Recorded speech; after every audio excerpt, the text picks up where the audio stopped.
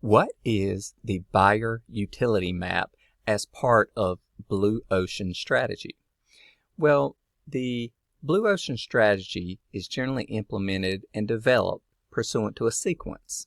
Now, this sequence begins with buyer utility and follows with identifying adequate price, cost structure, and adoption methods or manners.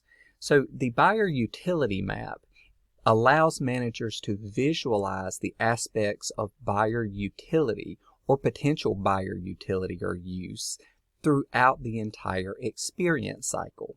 So basically, the phases at which the buyer is exposed to the product or service being offered by the business, and the level of utility and potential utility that exists at each phase. Now, this map uses two factors. It uses the stages of buyer utility and what is known as the 6 utility levers. Here's a visualization of each. Along the buyer experience cycle, you see purchase, delivery, use, supplements, maintenance, and disposal. And oftentimes it begins with what we call orientation and familiarity prior to purchase.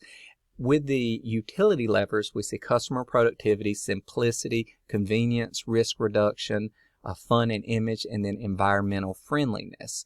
And so you will plot these utility aspects where they fit in terms of lever of utility at the relevant stage at which the buyer is exposed to it. So let's look really quickly at each of these, the stages of buyer utility. So you have orientation, that is prior to purchase. You're becoming familiar with the value offering.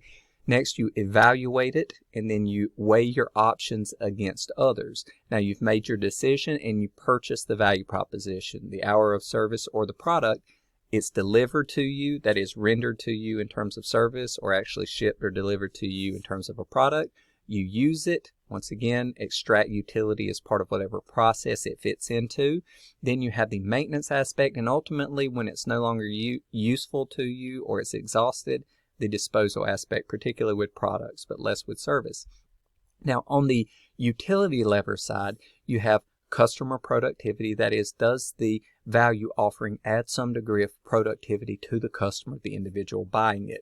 Simplicity, how easy is it to use? That is it difficult to implement as part of your process?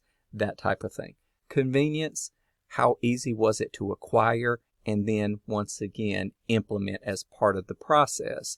Did it require a ton of extra outside effort? Even if it wasn't difficult, it might have required additional effort. Convenience is how easy it is to quickly implement it as part of the process. Risk reduction, does it somehow mitigate some outstanding threat out there or weakness that exists in the company that once again has value to the customer?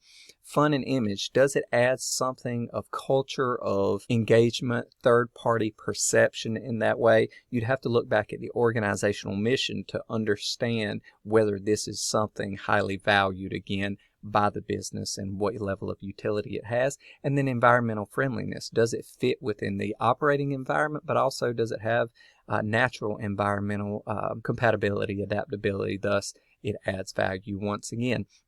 So if you can plot these value drivers where they fall in this matrix between utility and the various levers of utility, it gives a better understanding once again of the value it provides to customers so that you can identify new market segments that you could provide this value to that otherwise are not being served by this value. You may even be able to alter aspects of the value propositioning to better accommodate the value required at any given stage of utility for the buyer in order to open up new markets. So this is, once again, the buyer utility map is used as the first step in the sequence for implementing and developing Blue Ocean strategy.